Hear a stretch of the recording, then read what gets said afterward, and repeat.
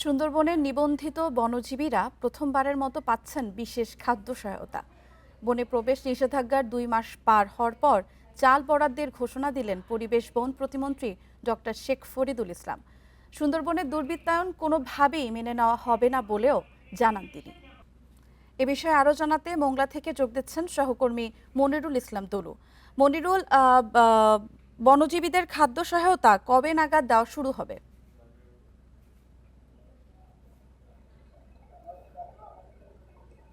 বনজীবীদের খাদ্য সহায়তা যত ব্যবস্থা এটা ইতিমধ্যেই গ্রহণ করা হয়েছে।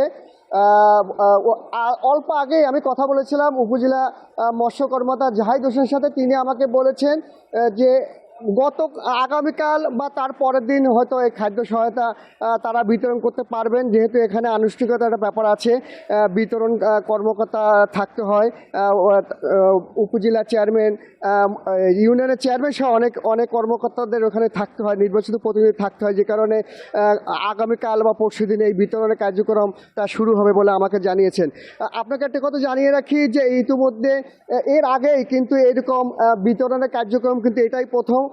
বাগেরহাট জেলা, সাতক্ষীরা জেলা এবং খুলনা জেলার এই বনজীবীর যারা রয়েছেন তারাই কিন্তু এই সহায়তাগুলো এইবারই প্রথম পেতে যাচ্ছে। এখানে ইতিমধ্যেই প্রায় 271টি 8,271টি জেলে পরিবার 662 মেট্রিক টন চাল তারা বরাদ্দ পেয়ে কেজি প্রতিজন জেলে প্রায় 80 কেজি চাল তারা পাবে। এই খবরে মূলত জেলেদের মধ্যে একটি স্বস্তি এবং তারা আনন্দ বোধ করছে। যদিও জেলেদের যে সংগঠন রয়েছে, মৎস্যজীবী সংগঠন, তারা দাবি করেছে যে তাদের যে সহায়তার যে সংখ্যা, এই সংখ্যাটি যাতে আরও বাড়ানো হয়।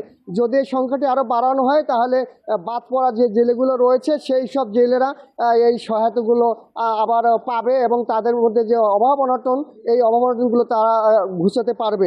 এই ছিল সর্বশেষ খবর। মোংলা থেকে জানাচ্ছিলেন আমাদের সহকর্মী।